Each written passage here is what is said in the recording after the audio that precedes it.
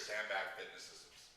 It's hard to believe this is already our 100th video, but what I wanted to do is take the opportunity to go back to how we all began and really talk about how to develop good, solid training programs.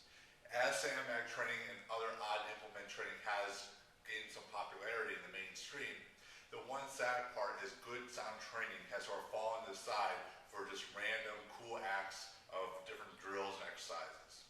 This system only works if we start with a good foundation that starts with a good program. You'll see throughout our different programs we work from a good solid template first. The template is of lower body pulling, squatting, unilateral exercises, vertical pushing, vertical pulling, horizontal pushing, horizontal pulling. Now I use this template a lot from strength coach Ian King. It's a great template to use when you're not really sure where to start with, and to be honest, you can add a lot of complexity to a simple template over time. Two other motions that we also add are trunk flexion and rotational movements that you'll find throughout these exercises. So today what I'm going to use is our basic power circuit training template. With power circuit training, you're going to use about 5 different movements that will hit the overall body. And what we're going to do is keep the repetition schemes in a relatively low area because we want to keep quality kind of high.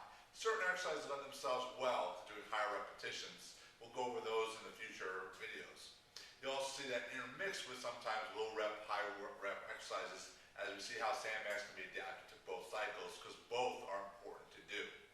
So if we're going to attempt our first power circuit, we may want to have a template that starts out with a lower body pulling drill. A lower body pulling drill may be something as simple as a clean.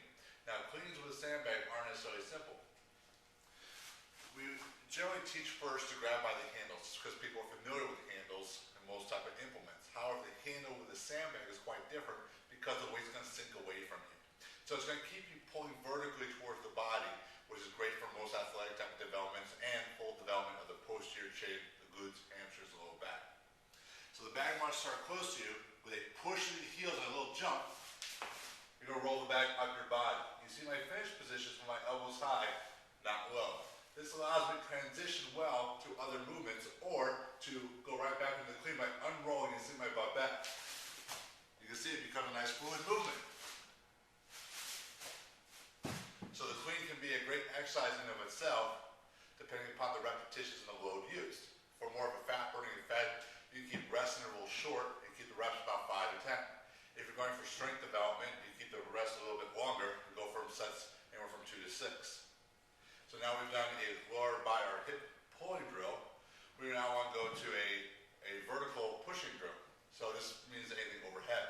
Now sandbags are great because you can add a lot of variety. We're going to stay with a strict press stick. When we talk about pressing with the sandbag, generally we like to go to the sides of the handles because that allows us to get a little different training effect with the bag. And there's some technique we need to work on when using the handles.